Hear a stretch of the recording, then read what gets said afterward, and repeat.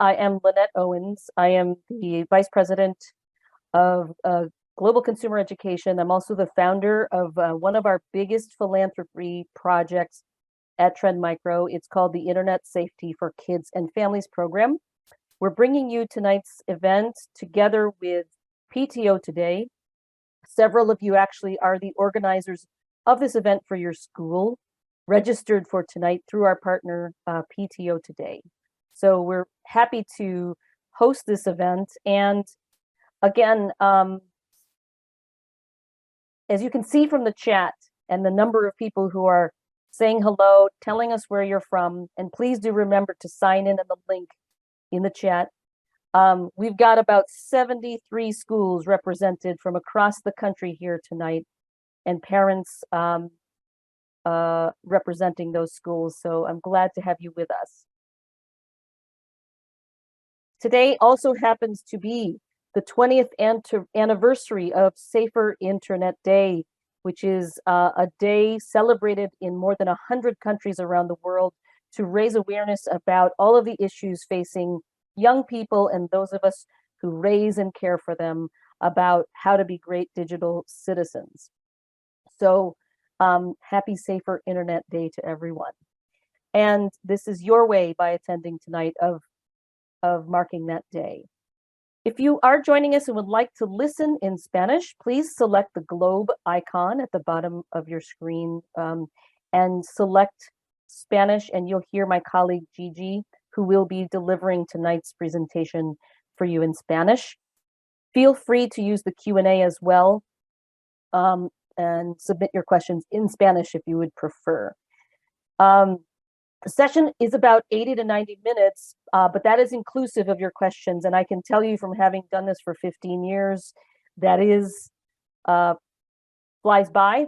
You will have a lot of questions, and I will get to as many of them as I can throughout tonight.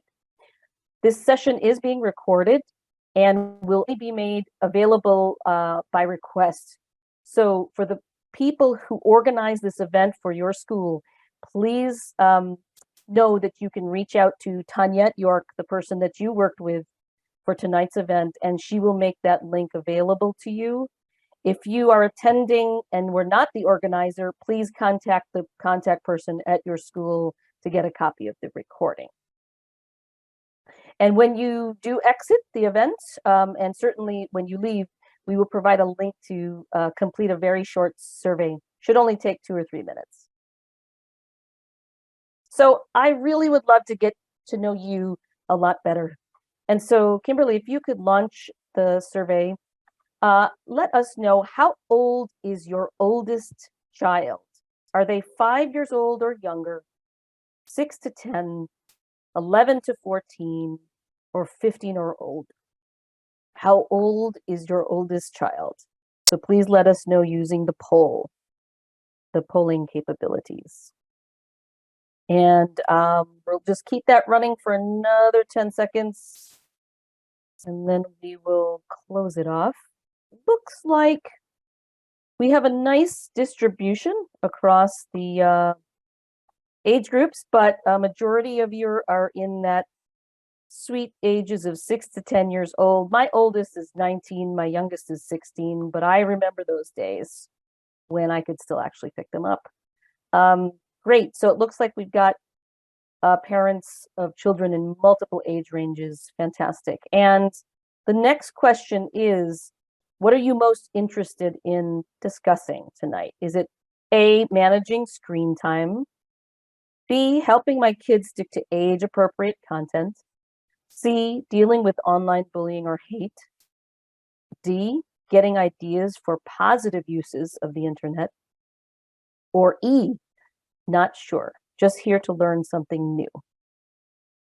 And I have been asked in the past if we could provide the option F, which would be all of the above, but that's okay. Just pick one that you're most interested in. And we'll just keep that open maybe for another 15 seconds, Kimberly, and then we'll close it off. What are you most interested in hearing about tonight? Well, I think it actually makes a lot of sense if we want to go ahead and close close that poll off. It makes a lot of sense that given that a majority of you have kids in the 6 to 10-year-old range, that you are concerned mostly about your kids sticking to age-appropriate content. Makes a lot of sense. I do want everyone to know, however, that we have something for everyone in terms of age ranges as well as in terms of areas of subject matter. So, but this gives me a really good sense of who's here tonight. So thank you. So tonight, what we're actually going to be talking about is digital citizenship. Today is Safer Internet Day, but in the end of the day, digital citizenship actually includes much more than just what it means to be safe on the internet. And what do we mean when we say digital citizenship? Well, it definitely includes conversations about risk. What are those risks? How do I avoid them? It's an important part of digital citizenship. But beyond being safe and secure, it also includes things like digital literacy. I may teach my child why it's important to protect my privacy on social media. But if I don't actually show them and how they can actually do that, where are the privacy settings? What is two-factor authentication? Why do I need to turn on any of these settings? Or how do I report something if something goes wrong? This is a level that goes beyond just knowing what's the right thing to do and actually how you do it. It also includes conversations about our behavior towards others within the online communities in which we gather and participate. And it's both around ethics in terms of right and wrong, but also communities in online spaces actually have explicit rules of what you can and cannot do. So talking to children about our children, about how we should be behaving, what it means to be kind and respectful, is also an important part of digital citizenship. But very often we stop here. Very often our rules and our conversations with children when it comes to technology is a litany of all the things that they should not do. We believe that it's equally important to role model and encourage and teach our children the ways in which they should be using the internet. Ways that could be positive for themselves, for others, and for the world around them. We must remember that digital citizenship is a balance of both what not to do as well as what you should do.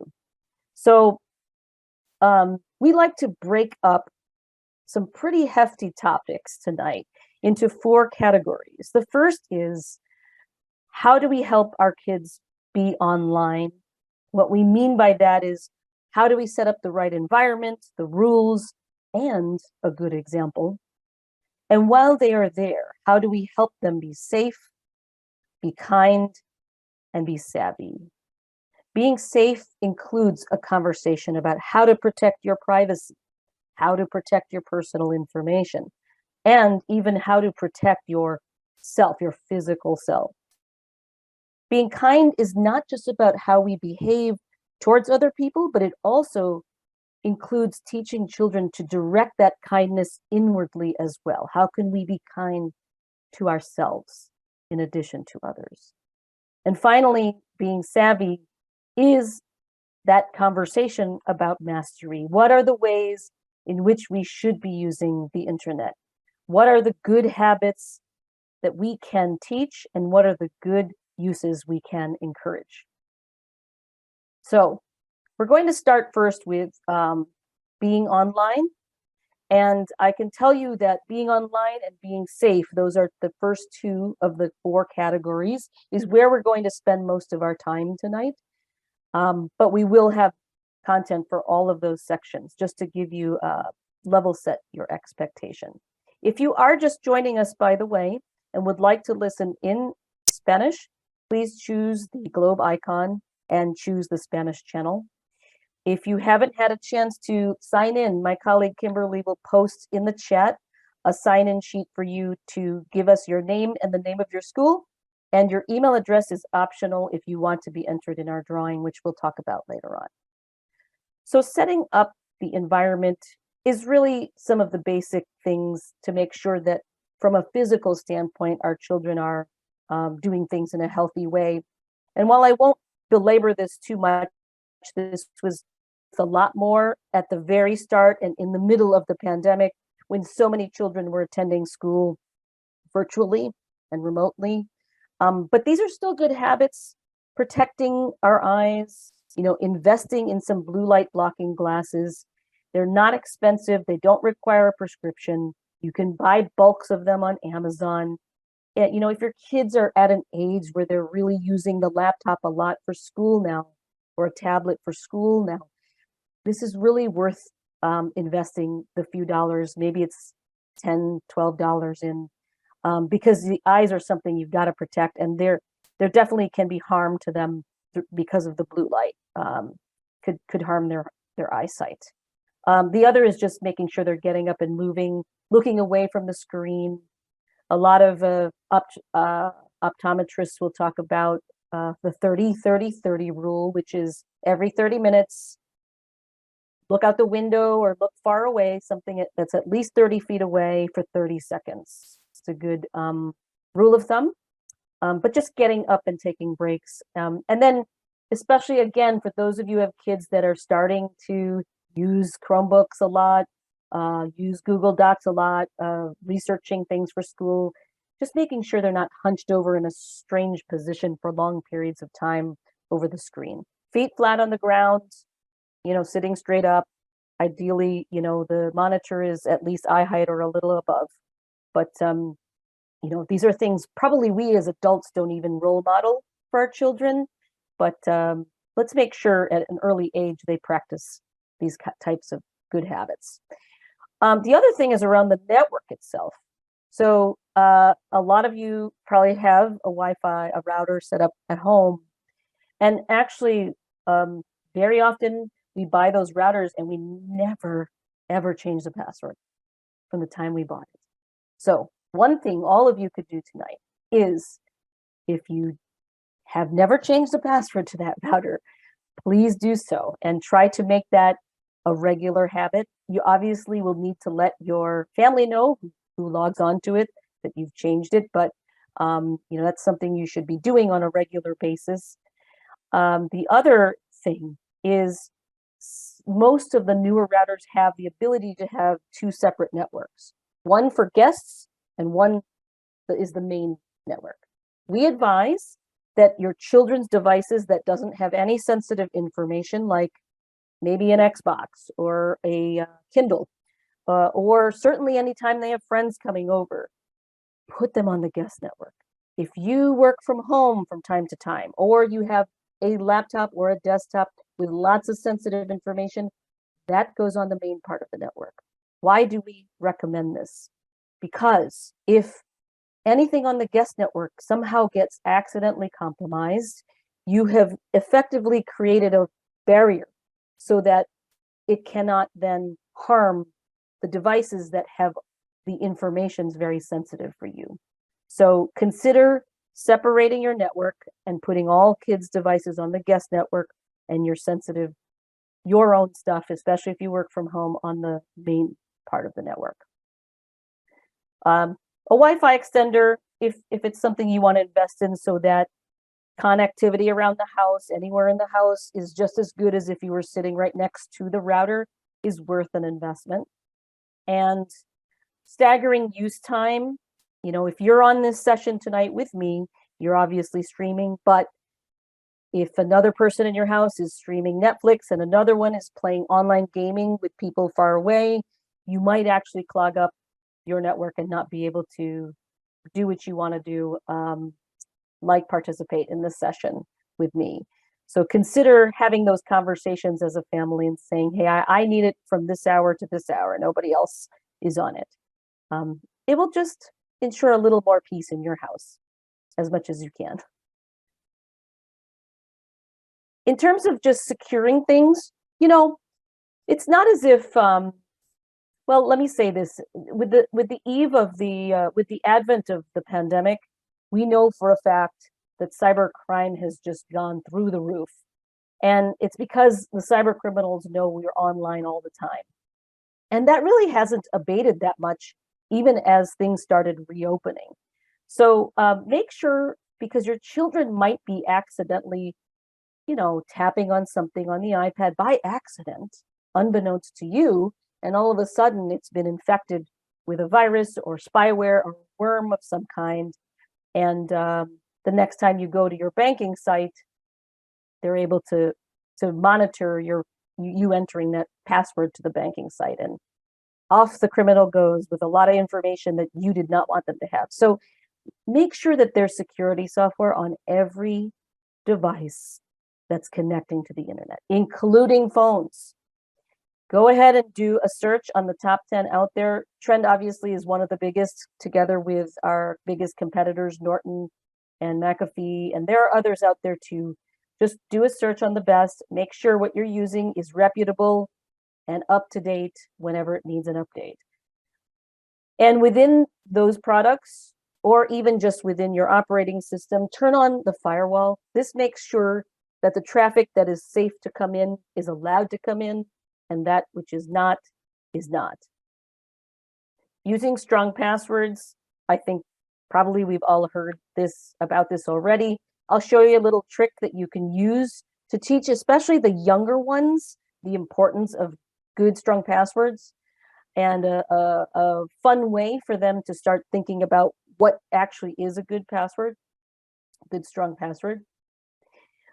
Turning on multi-factor authentication, sometimes known as two-step verification. It depends on the app you're using. Today, most of our favorite apps require this, especially banking apps, apps that connect us to health information, social media apps, and even some others, where you have the ability to not only enter a password in order to log in, but you then get an additional code either sent as text or sent as an email that you also have to enter. The reason for this is if someone steals your password, and we know a lot of people don't use very strong passwords, and a lot of those passwords are floating around out there in the dark web, that cyber criminals will just by brute force guess passwords and just throw every password at the book to crack into someone's account. Even if they got that password, but if they don't have access to your email address or your phone, they're not going to be able to get in because they didn't have that second step. So make sure you've turned this on, not only for your own devices and your own apps, but even for Roblox, even for Instagram, even for Snapchat. So your children should be doing this too. Finally, when you are on the move, when you're in a public place like a cafe, an airport, anywhere that's public, the library, consider using a virtual private network to connect to the internet. Do not just connect to whatever available Wi-Fi is out there. And the reason for that is that your data in transit could be intercepted again by someone that you didn't want to have access to that, like a credit card number. You are shopping on Amazon, you submit a credit card number, and that number's got to travel between your device and that site, and someone could intercept it in the middle. A virtual private network can actually help to protect and encrypt that traffic. Where do you find these? There are free ones. There are some that are included with security software providers. Again, do a search for the top 10, and you'll have plenty of options show up for you. Other things that you can do as good habits, setting up the right environment for you and your family, is make sure you're doing all the updates. Update a device when it's ready, update every app when it's ready. I do not recommend, some people have their phones set to update all apps automatically as the updates arrive. The problem with that is it can really drain your battery life. So you can set the option to update all apps at night, or you can manually choose to do it when you go to bed, plug it in and hit update all. And that way, the time it takes, it doesn't bother you, you're asleep, and it's plugged in, so it won't drain the battery. But make sure your kids are doing this on their devices as well. A lot of those updates are there because they're plugging up holes. They're plugging up security holes that those app developers and those device makers didn't even know about. So make sure updating is a regular part of what you and your kids are doing with their devices and apps. We talked about strong passwords, and one little trick, especially for younger kids, to get them thinking about the importance of strong passwords is, and what are they? Well, the longer they are, the stronger they are. The longer they are, the stronger they are. So one trick is to make them not any word that's in the dictionary, because every criminal, cyber criminal, already knows to use every word in the dictionary and throw it at an account to try and crack it. Don't use a word that's in the dictionary, okay? Instead, use a mix of letters, numbers, and characters. And a really cool way is to come up with a fun sentence and use the first letter of each word in the sentence as your password. You can make some of them capital, some of them lowercase. You can throw in a number instead of the word two. You can use the number two, and so on. Throw in a special character. The example here is, might need to buy more toilet paper soon. Otherwise, it's MN2 BMTPS exclamation point. So make it a game with your kids. Do it every month or so. Do it as frequently as you like, and have them think of a fun sentence, and then have to, this is a good way for the young ones to think about spelling even what would be the first letter of that word, for example. For the older ones, we recommend a password manager. Older, I mean from teenage years, when they start using a lot more applications, a lot more websites, and even for you and me, too hard to remember them all. We highly recommend using a password manager. Once again, you can look up some of the options out there. There are free ones, there are paid ones, but we highly recommend that you do that. In all of these cases, I think you'll be fine, but it's easier to remember than, certainly don't put them on a Post-it note, please. And finally, back up everything, okay? Google, Apple, they all provide it in the cloud. However, after a certain amount, you've got to pay. So it's certainly worth paying for.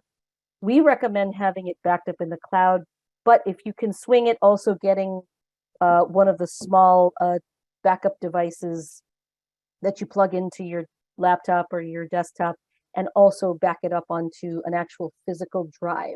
The reason is that if something happens to one or the other, if something happens to your data that's been backed up in the cloud, you have the hard drive. Or if something happens to the one in the hard drive, you have it in the cloud. Again, if you're just joining us, please use the Q&A to submit questions, if you will, rather than the chat, because we're more easily able to monitor your questions in the chat.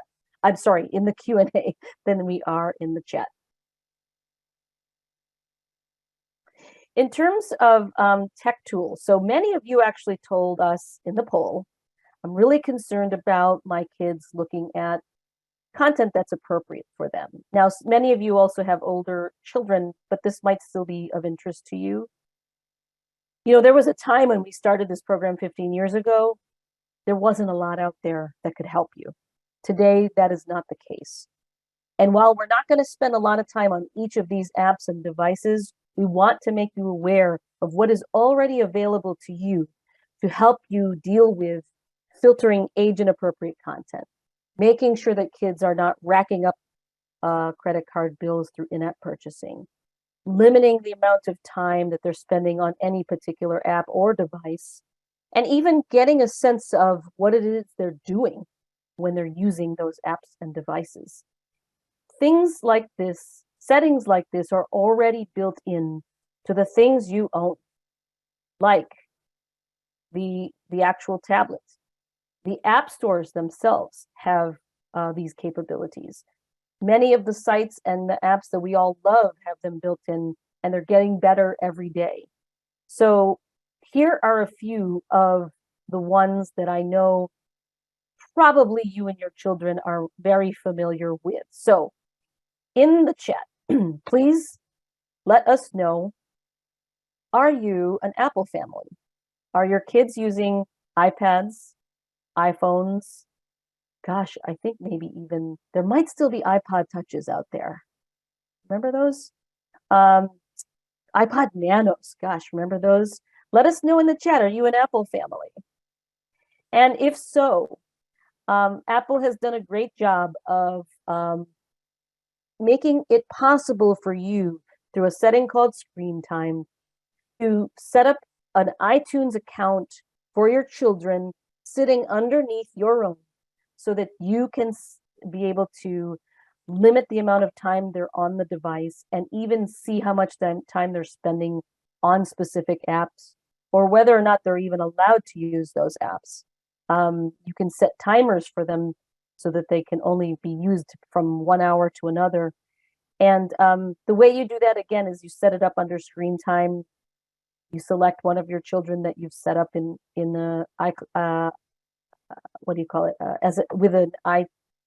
with an iCloud account, and you from there can do a lot of things like, as I said, limit the amount of time they're there, limit which apps they're allowed to use, and so on, or even the kinds of apps they're allowed to download.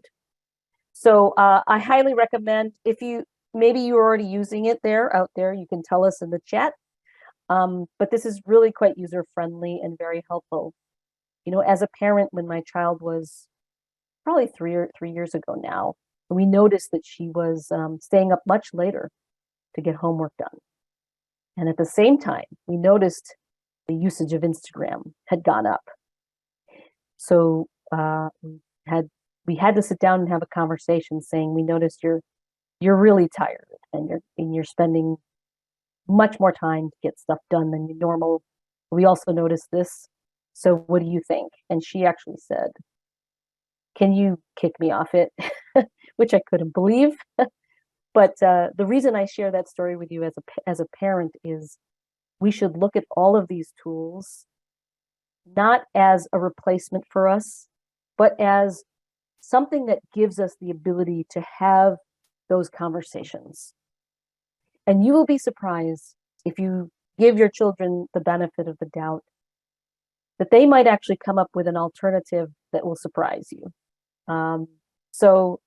Again, we're going to share a lot more of the tools that are out there, but I do want to stress they're not there to replace you as a parent. They're there to assist you, to help you through this really challenging part of raising children. Any in the chat, anybody out there, an Android family? And I saw some of you did say you're both Apple and Android, and that's not a surprise. We think most homes are hybrid, probably a little Windows, a little Google, and a little Apple in every house. So, but how many of you children are using Google devices, like a Samsung phone, or maybe even a Google Pixel phone? Google has also enabled the same things that Apple has for their devices. And it's actually both it's an app and also a web-based tool called Google Family Link. So if you're not familiar with it, it can do all of the things we just talked about with regard to Apple. So I highly recommend that you give it a try. By the way, in both of these cases, there's no charge to you. These are free. Okay. All right.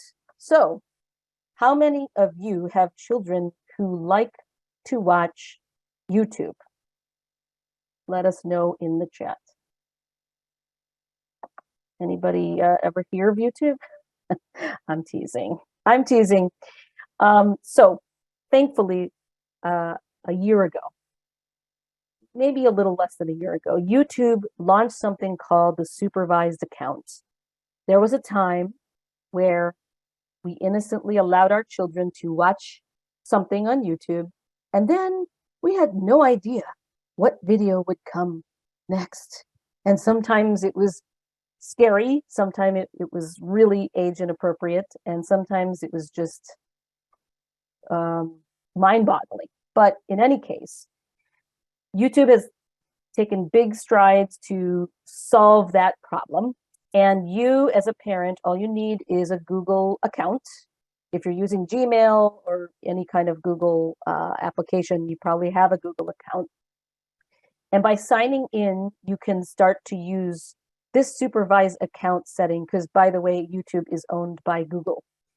And what it allows you to do is filter the world of YouTube based on different age ranges. So this is different from the YouTube Kids app, because that is mostly designed for kids, 7 years and younger. There's going to be a point, though, where your child's like, I don't want to look at Elmo anymore. I need more. I'm old enough to watch other things. But you're not ready for them to see everything yet. So your three options are explore, explore more, or most of YouTube. Explore gets you to about age 10 or 11. Explore more takes you all the way up to about 14.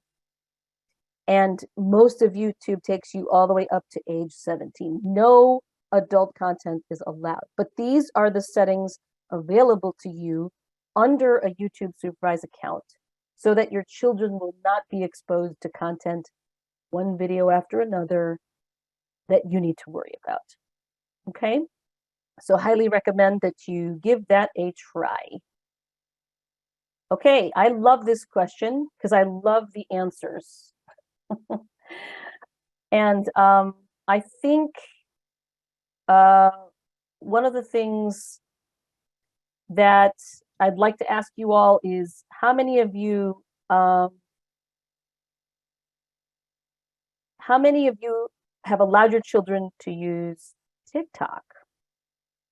Let us know in the chat. Yeah, there we go. The favorite answer is no, no, no, and no way, not ever, not yet. And then there's a few yeses sprinkled in there. This is very, very typical in all of our events. So I think that, but those of you who have teenagers probably have no problem with it. And I think that's fine. Okay. To those of you who said no, that is your choice, and that is fine.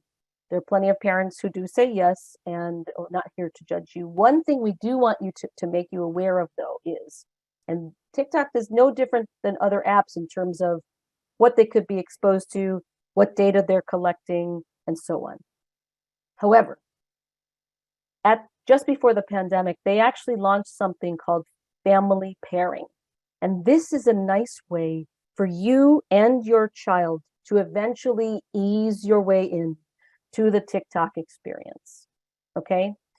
And the way it works is you would need to download TikTok on your device, and your child would have it then on their device.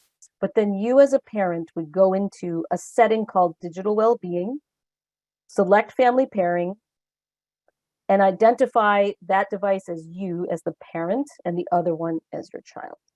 Once you are in there, you as the parent can now limit who can contact your child, if any. You can even set time limits for how long TikTok will even be available to them.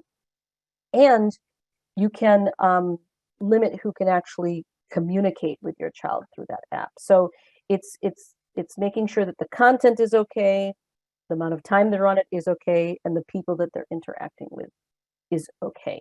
So again, if you're not ready for letting them on it fully, this is a good way for you to ease your way, especially for those of you, I'm going to guess, the 11-year-olds, 10, 11-year-olds really begging you, and all their friends are already using it. This could be a way to just ease them into that process until they show you that they're ready to fully have access to it. Any kids out there using Instagram?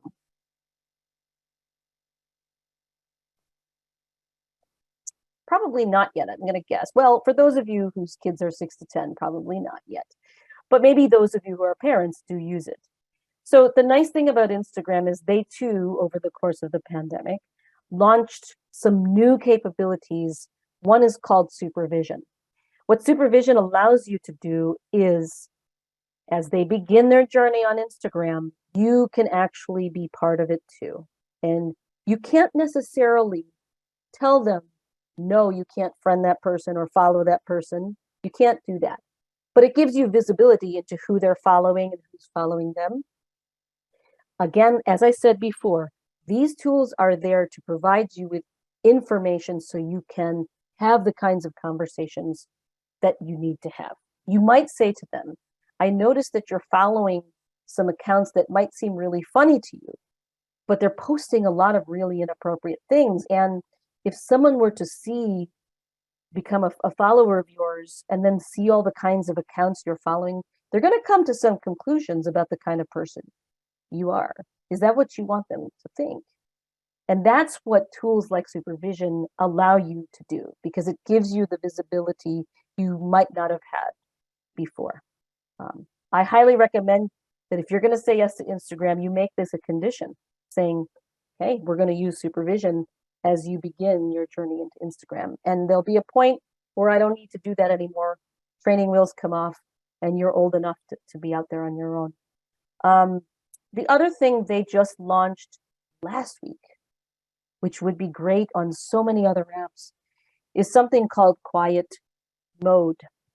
You can actually turn this on in Instagram so that you will no longer be getting updates from anyone. You just need to be left alone.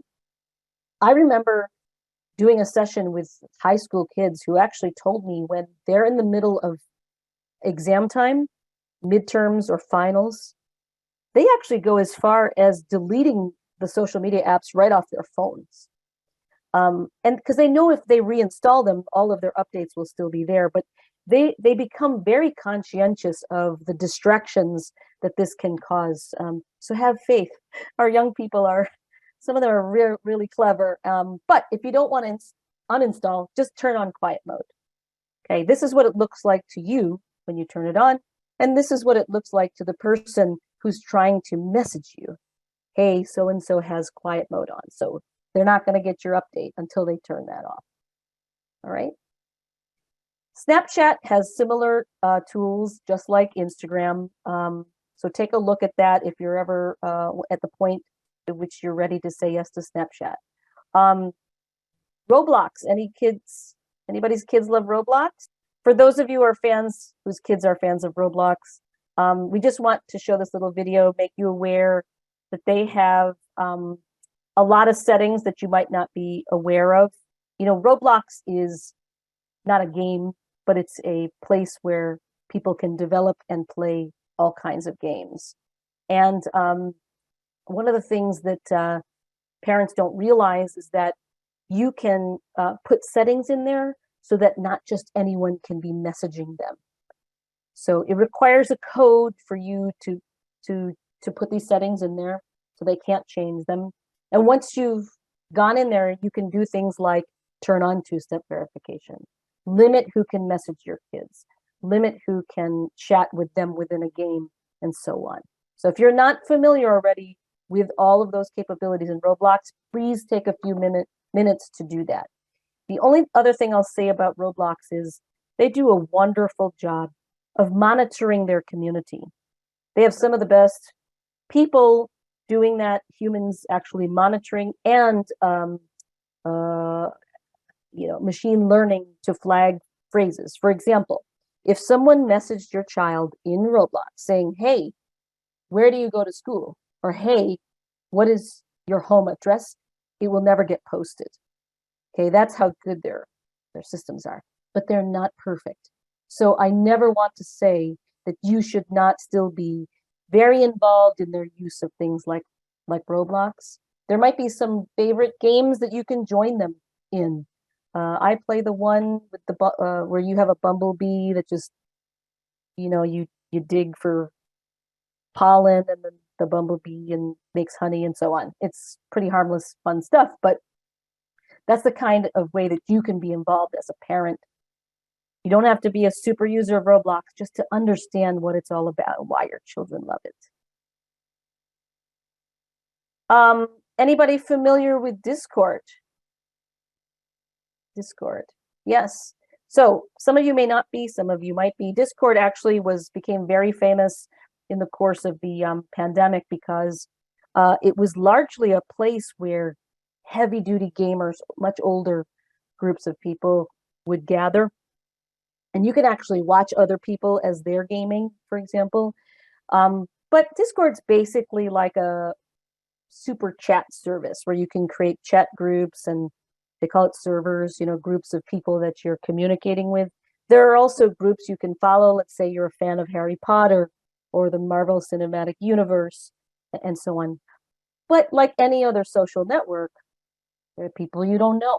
So Discord was a little bit behind the times relative to all other apps that kids use. They're getting better. So I'm just showing you some of the ways that you can stay safe by, you know, um, limiting who can message them, or reporting people if they're actually, or blocking them if they're actually behaving in bad ways. But Discord is one of those places. And for those of you who have children that love gaming, anybody have kids who use an Xbox or Nintendo or PlayStation, right? Any of these games, they've gotten a lot better in giving you the same kinds of tools to limit the amount of time that they're on it, to limit who they can play with and communicate with over the games, and so on. Xbox launched something called Family Settings, which is an app that allows you to communicate with your child who might be in a different part of the house, and they start messaging you saying, can I please have a little more time with this game? And you can say yes or no right from the app. You don't actually have to go to wherever that console is. And you can also say yes and no, can I play with this person or that person from the app?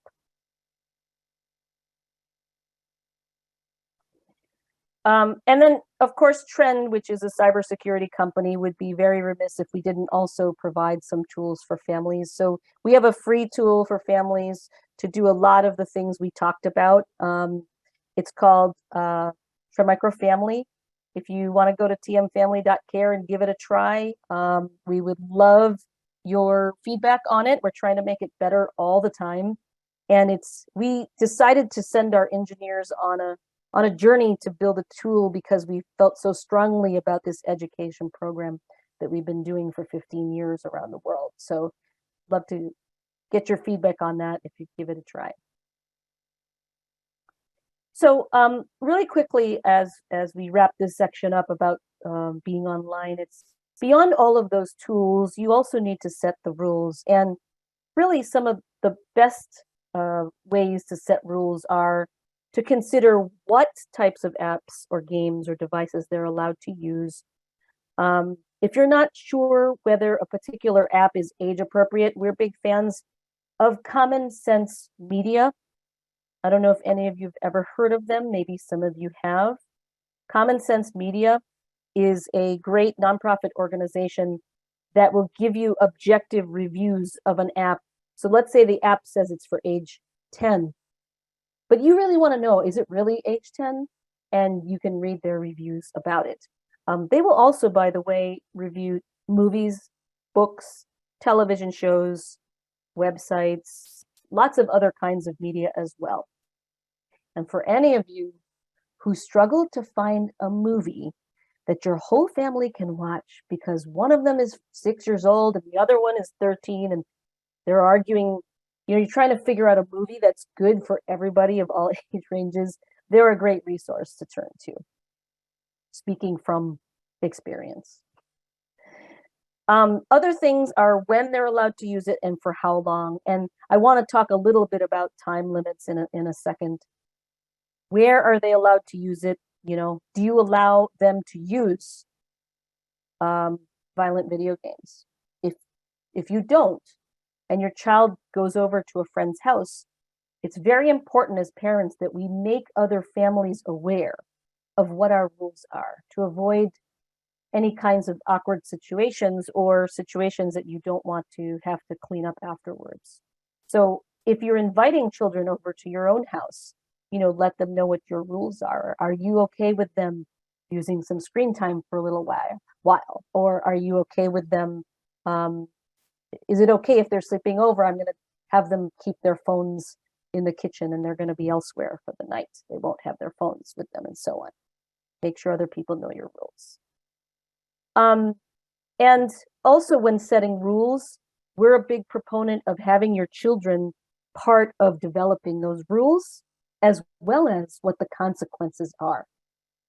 And they're more apt to stick to the rules they helped to create and maybe even comply with the consequences that they also helped to identify.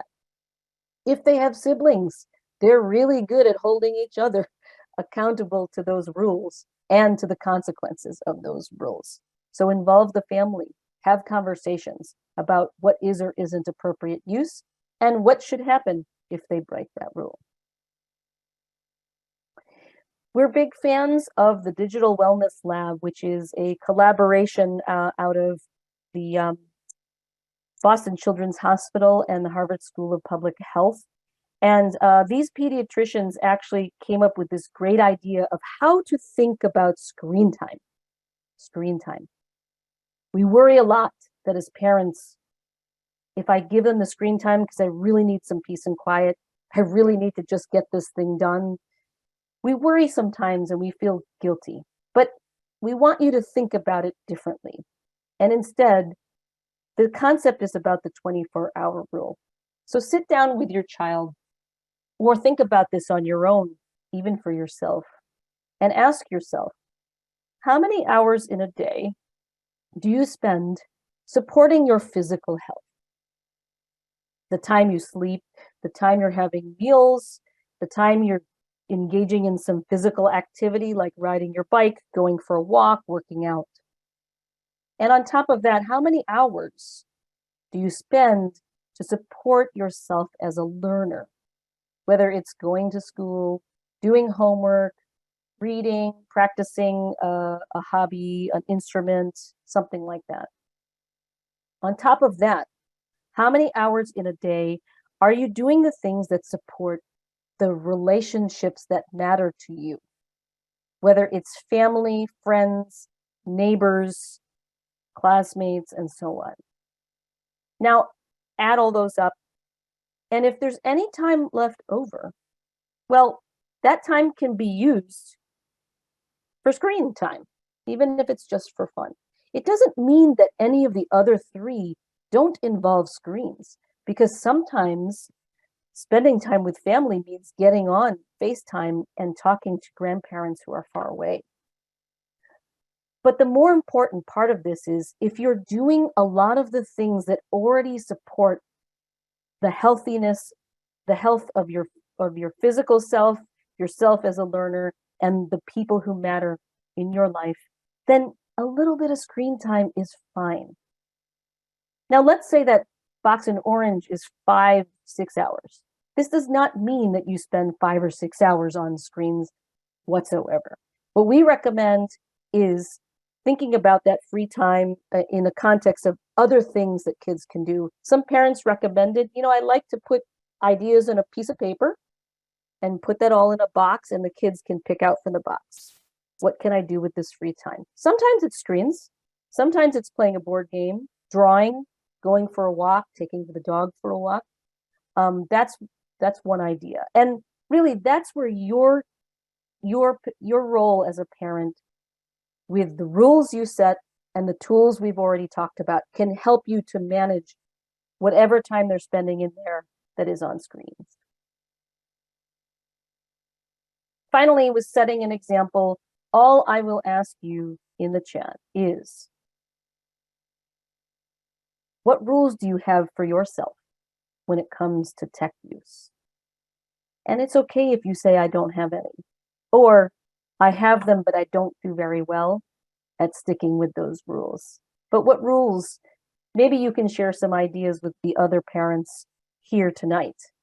For me, one of the ones that I try is, well, one we definitely have is no phones at dinner time at all. Absolutely not. And it looks like several of you are saying, and many of you are saying you don't have any either. The only reason I bring it up is that our children really do watch us very carefully. And we, not so much of what we say, but many times with what we don't say, are teaching them constantly. So hopefully, if your child is asked to draw a picture of you, They don't draw just the top of half of your face because the bottom half is hidden behind a laptop screen. But think about that. Think about your role in the example that you're setting.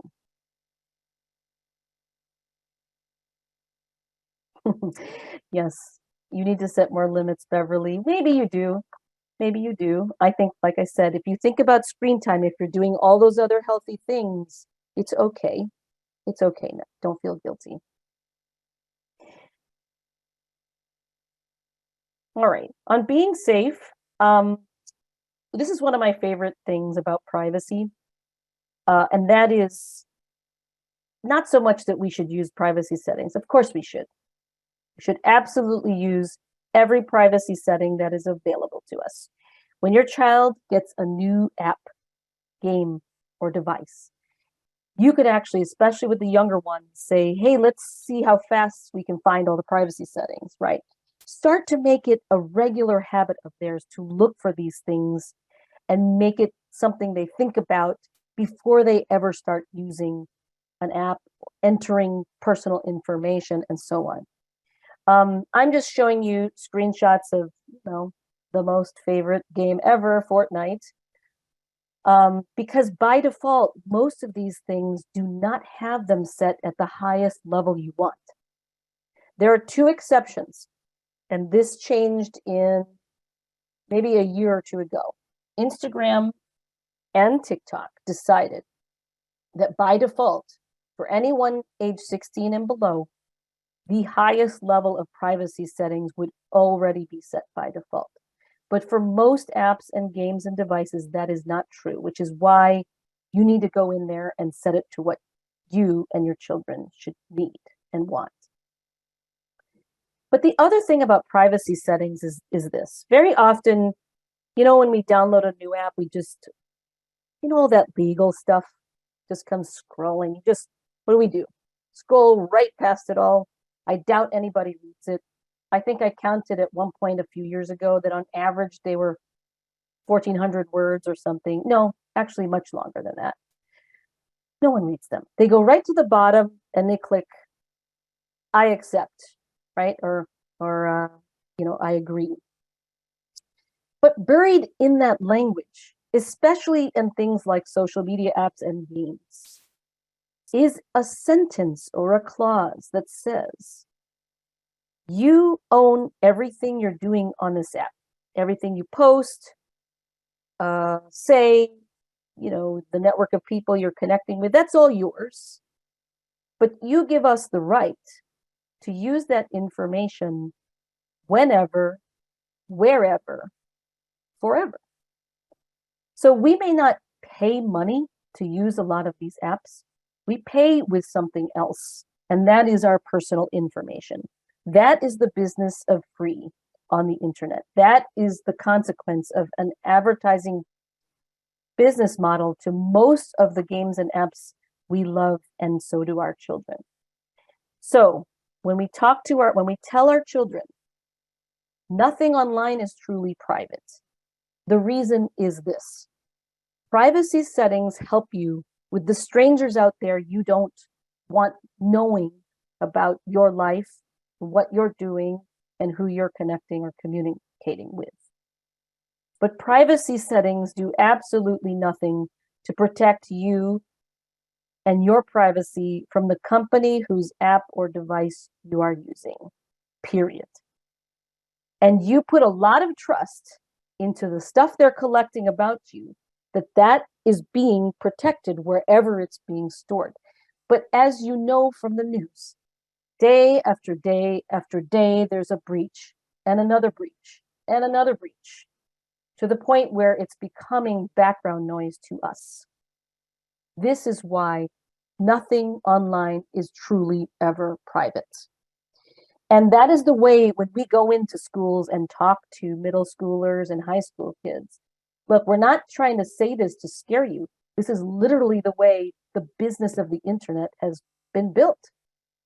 Your information is their currency, period. With regard to cybercrime, these criminals are not necessarily going after your kids. But your children gather where all the people gather, and that's where the cyber criminals gather too.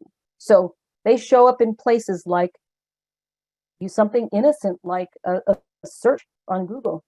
Sometimes the search results that come up are actually links to malicious websites, unbeknownst to you. They look so real and so legitimate.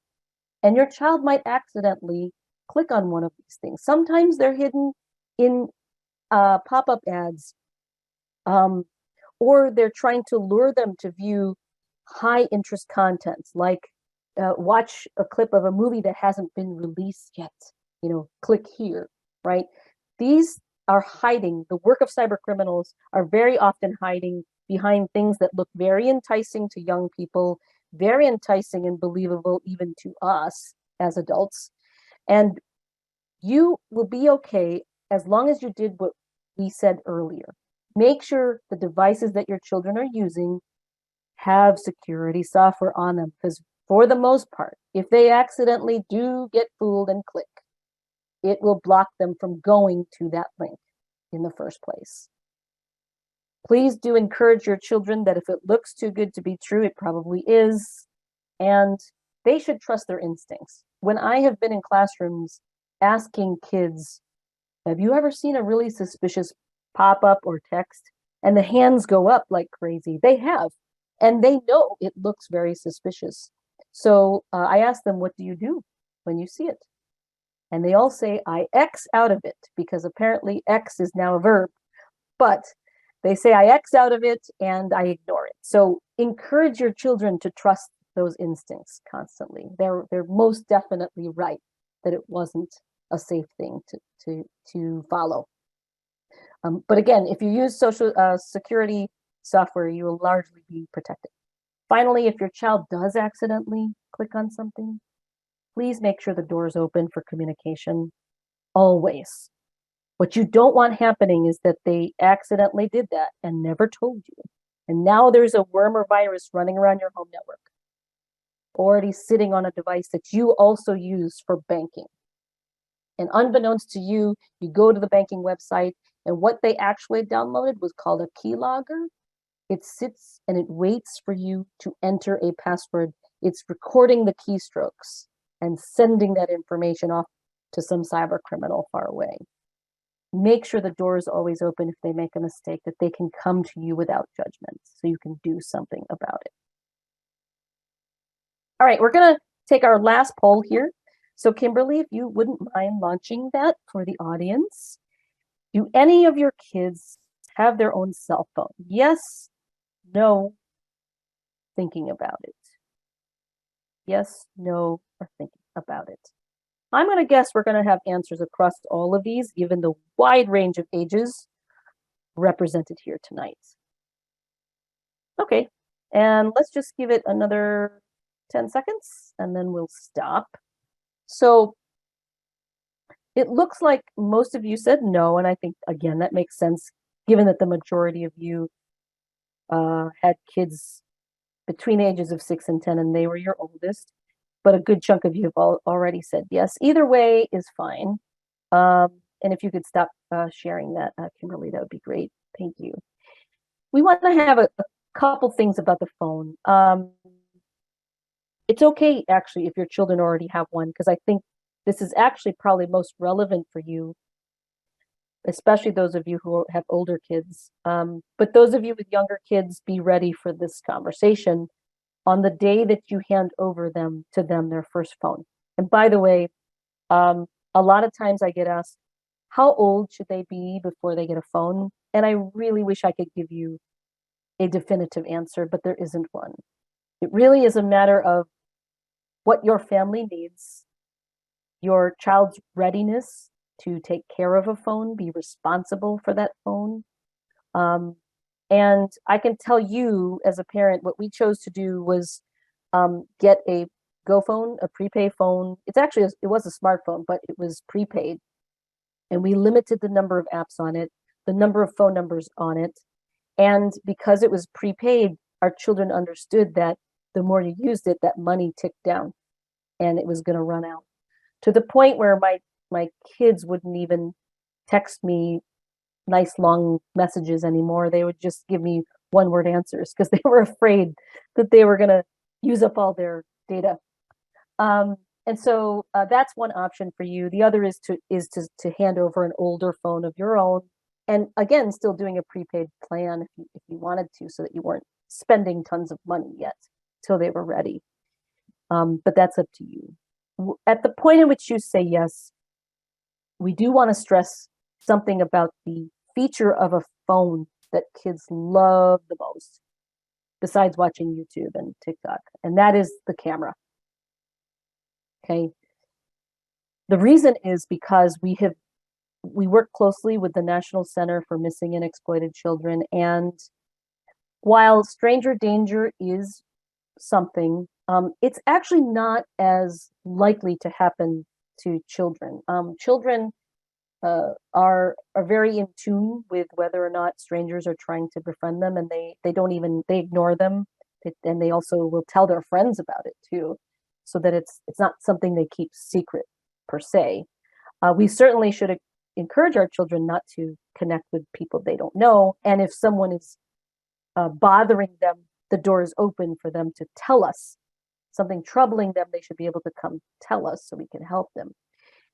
But the camera and the trend that's been troubling is that, especially through the course of the pandemic and continuing now, there has been a rise in images and videos produced by young people themselves that they would not want the whole world to see. Okay? Images and videos of themselves that they certainly would not want the whole world to see. Now, why is that happening? Well, it's not because some stranger is trying to coerce them to do that. Actually, many times it's peers asking them for that picture. Even as young as 9 years old is what we know from the research. If you ask children and they're willing to be very open and honest with you, have you ever been asked for a nude? You'd be surprised how many of them actually have been asked that before. And of course, many of them say, gosh, no, I would never. But I want all parents to know that this is an important conversation to have with your children. If anyone, they should never, ever, ever feel pressured by anyone to take those kinds of pictures or videos of themselves. And they certainly should not send them to anyone. And it's not that, the police are going to persecute them the way they would if this was someone who was 50 years old. But the problem is just the sheer act of taking the picture, even if they never sent it, already puts them at risk, because let's say you're doing automatic backups to the cloud. There it is. It's already been duplicated and somewhere else. And you put your trust in that cloud company that's never going to be breached, that's never going to end up in the wrong hands. So just the act of taking it can put them at risk. On the other side of it, I was asked by a dad many years ago a question that I love to share with other parents. And the question was, my kid is a really good kid. A lot of people like him. But what happens if someone just sends him one of those pictures, even though he never asked for it? What should we do? Because the phone bill is in my name as his father. Great question. And here is my advice, along with the counsel of many law enforcement organizations. And that is, if that does ever happen to your child, make sure the door is open, that they can come and tell you about it and delete it. Do not forward it on to anyone, even school officials, even other people. The act of taking, possessing, and distributing images like that of young underage people is technically a felony, right? And again, the phone bill is in dad's name. So how can you ever really truly prove that it was not to you, the parent versus the child? But once your child has reported to you and you delete it, you need to do something. You need to take action. If it's a child you actually know and you feel comfortable talking to the parent of that child, have that conversation. I think that's going to be a tough one for most people. If you feel that it's a child you don't know so well, but it's someone in their school, report it to the school. Because what you don't know is who else might have received this. If you say nothing and it has gone to lots of people and there's an investigation, they're going to know that it went from this IP address to this IP address, which happens to be a phone that has a phone bill under your name. So taking action really truly is protective for yourself and your family. All right. I just a quick note about gaming. Does anyone have a child out there who struggles to stop playing the game even after you said 5 more minutes? Does anyone have a child like that? Yes. Oh gosh. Lots of you are saying yes. I think we all, maybe that describes every child, I guess. All I can say is this, the tools we talked about earlier, that where you can set time limits, setting rules together with your child and saying, you're going to stop by this time, otherwise here's the consequences. These are some things available to you. And there's another thought is maybe there are games better suited for a child like that, games that actually are timed. All right. Minecraft is beautiful for so many reasons, but it can go on and on and on and on, right? And so games like Rocket League or NBA 2K or Madden or hockey and NHL, some of these games actually have a time limit and they will just end. I might recommend that you consider games like that. You could look that up on Common Sense Media, or just do a search on games that actually have time limits. Might be something you want to consider. But remember, you have tools and rules as well. So bringing it in the home stretch here, some of you did say that you worried about issues of bullying and hate online, and certainly we as adults, as a society, probably aren't setting some of the best examples that our children are seeing on social media or anywhere on media, any kind of media. But I think it actually is important first to remind our children how to behave towards others, right? They're learning this from the day they start school, whether it's preschool or kindergarten, of what it means to be a good friend, what it means to be a good classmate. And that certainly the same rules apply online. But for all the reasons we talked about before, that nothing online is truly ever private. It reflects on you. If someone wanted to paint a picture, never met you before, but start to look up things about you, maybe they're connected to you through 3 people removed, and they can see what stuff you post, the stuff that you like, the types of people you follow, they're going to be able to start to piece a picture of you. And maybe that person looking could be a potential admissions officer at a college or someone considering hiring you for a summer job or a full-time job. So we have to remind our kids that all of our actions, it's important to do it because it's the right thing to do, but online it starts to paint a picture of who we are. And kindness isn't just about saying nice things or refraining from saying bad things. Kindness comes in other forms too. Respecting other people's privacy is a big one. We know that in middle school, when those first few kids start getting the phone for the first time and access to Instagram, they start taking group selfies and posted them for the first time. My goodness, that age range is like crazy. It takes them a couple years to get it out of their systems, right? But maybe we should ask, hey, to our closest friends, are you okay if I put this up there? Because what we've known to happen is a lot of drama because that picture looks really good for the person who took it, but everybody else hates how they look. And the person who took it posts it anyway. And all of a sudden, what do you have? There's drama going on. They're starting to bicker, talk about each other behind their back, all that stuff. Sometimes this stuff can be avoided if we would just take a moment to think, maybe I should ask people, are you okay if I post this or not? I think that's a behavior even we as adults can do, because has anyone ever had something posted on Facebook by someone else that you did not know about? And how did you feel? Did you have to tell them to take it down? Very awkward to have to do that.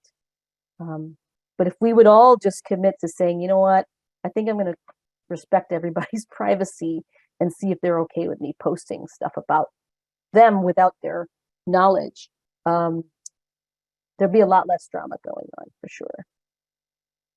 And other ways of kindness is respecting rules and values. Some of you will not say yes to a phone till 8th grade. And some of you have already said yes to a phone. Some of you are allowing dating now, and some of you have not.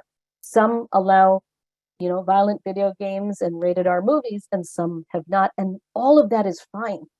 We have to teach our children that every family has their own values and rules, and we need to respect them and not make fun of them. Here's a practical one. There'll be a moment where 1 or 2 children in a group don't yet have a phone, and everybody else is already group texting each other. I coached my daughter's soccer team when she was younger, and 2 children did not have a phone while the rest wanted to create a group chat to just chat with each other about the game that just happened or whatever, wanted to go see a movie.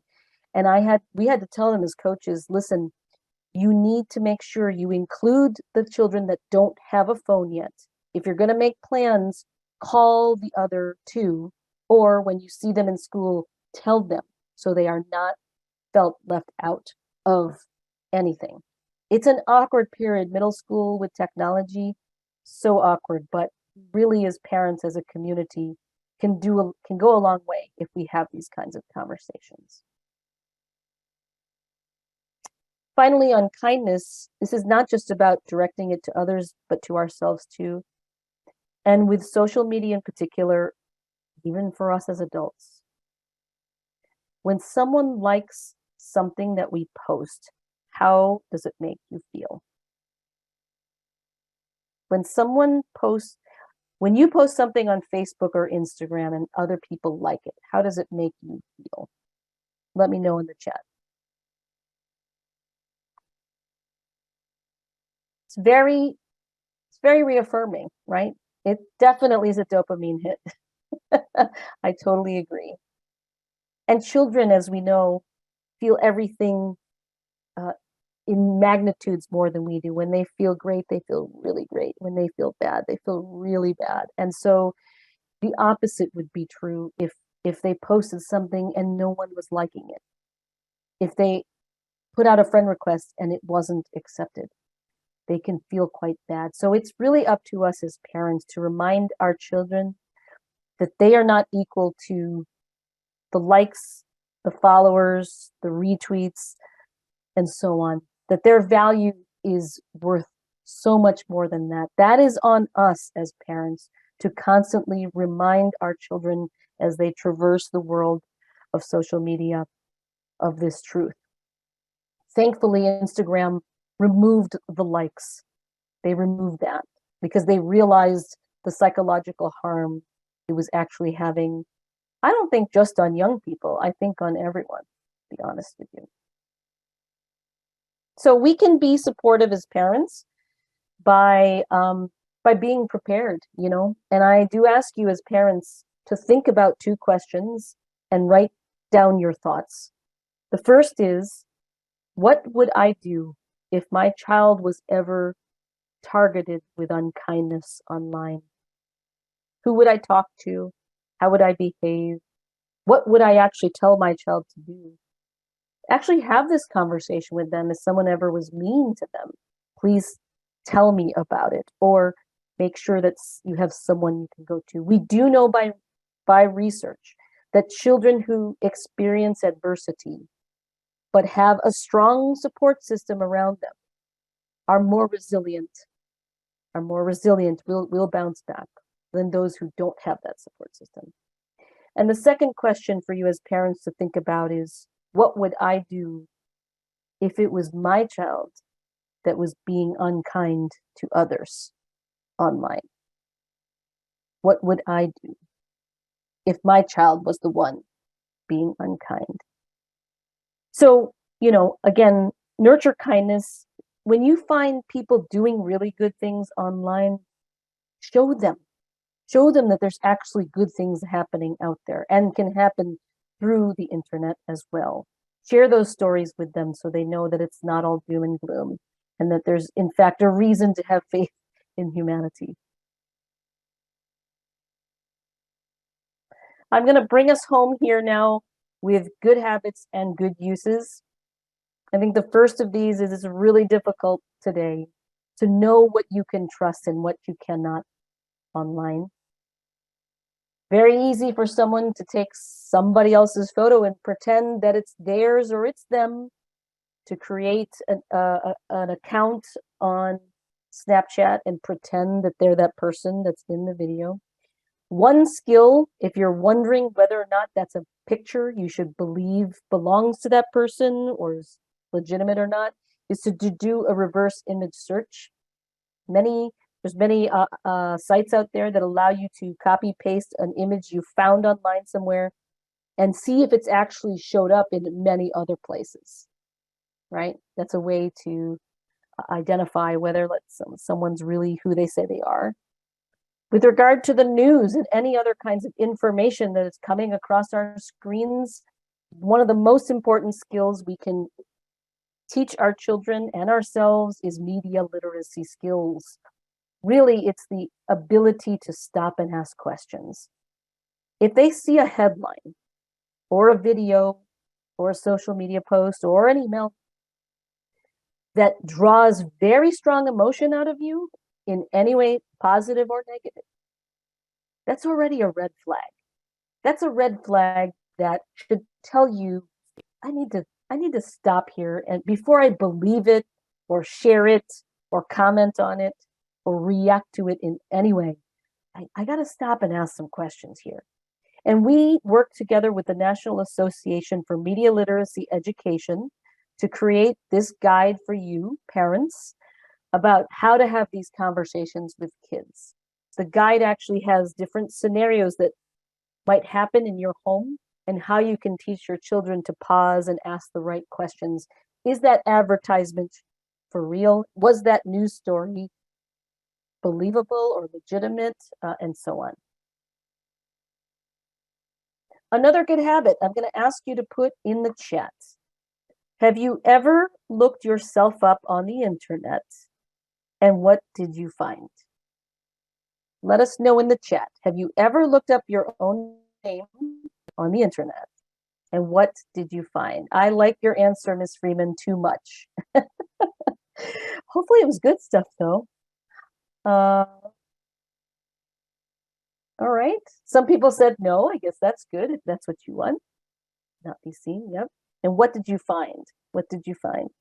So and that's funny. Some of you are too scared to look, right? So there's two things you could end up finding. The first is your cyber twin, someone who shares your name but isn't actually you.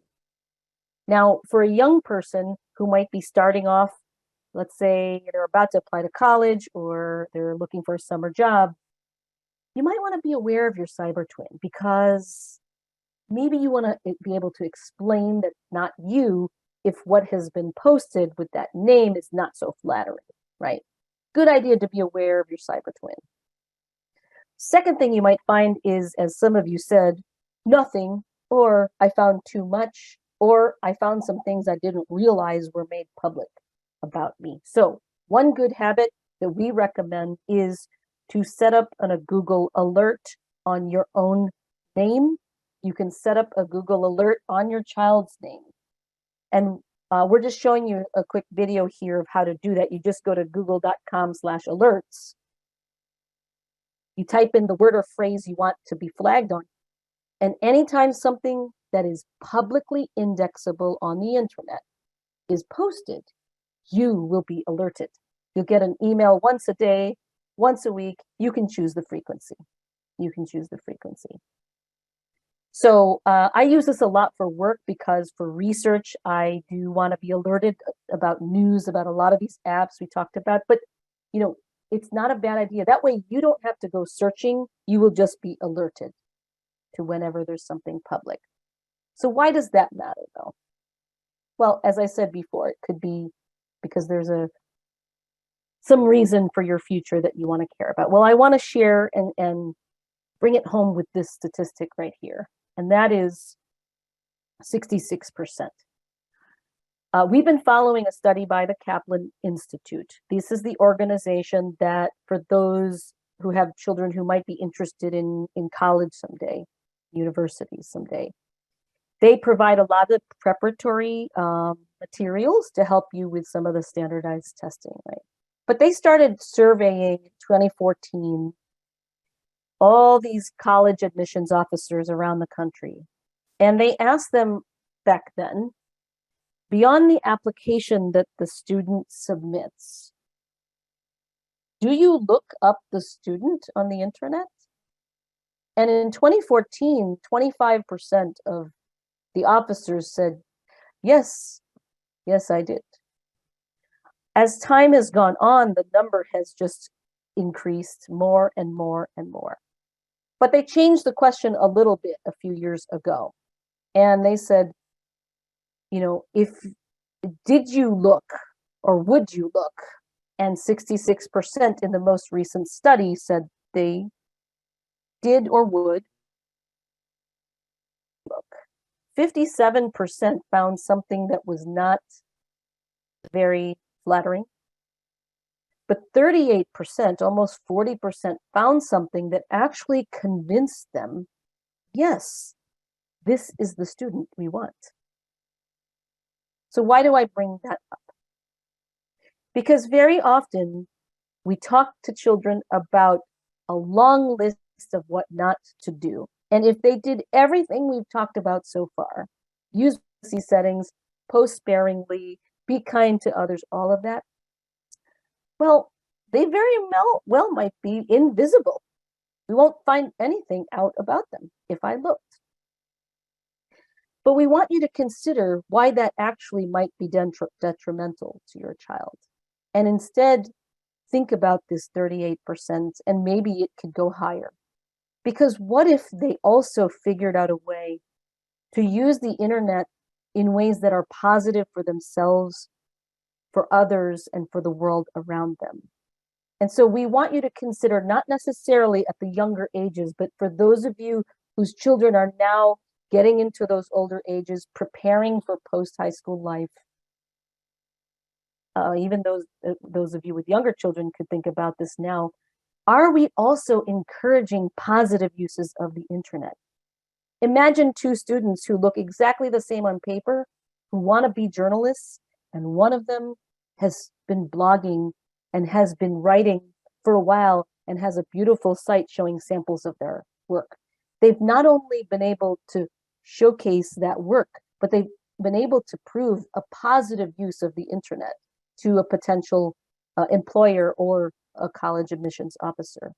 What if they did other things, like raising money for a cause they really care about, or attention to an organization that needs assistance, or a way to showcase accomplishments if they're an athlete, a musician, an artist, a performer, any number of things that they love, things that they care about.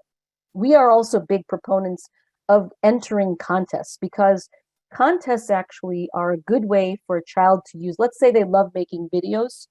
There are so many contests out there for young people. They won't necessarily win, but they practice how to stick to a timeline, rules, have their work evaluated by other people, and they can build up a portfolio of entries, and who knows, one day they might actually win. But these are all examples of positive uses of the internet. Yes, it's fun to watch cats falling off chairs and to watch, play Minecraft to years on end. But what else are we doing to encourage our children to use the internet that's not only good for them, but could also be enjoyable for them too? So with that, I will just wrap it up by saying, it's a lot of information that I threw at you tonight. I know there were questions that came up, and I thank my colleagues for helping to answer those. We certainly will take more in the Q&A if you'd like to submit them. But For you as a parent, we want to remind you that it is about helping our children be online, and while they're there, to be safe, to be kind, and to be savvy. We also want to encourage many of you to visit our Kids Cyber Academy. Many of the topics we talked about tonight, you can bring home and you can actually have your children. This is ideally for up to age 10, 11 years old. These are short 2 to 3 minute videos followed by a Kahoot quiz to help them learn and also reinforce that learning around many of the topics we talked about tonight. So please visit our Cyber Academy at trendmicro.com/internet-safety. There's even a parent guide that can help you have the conversations you need to have with your children about all of these topics. There are resources available to you. And by the way, these are available in multiple languages. I want to say 7 or 8 languages now.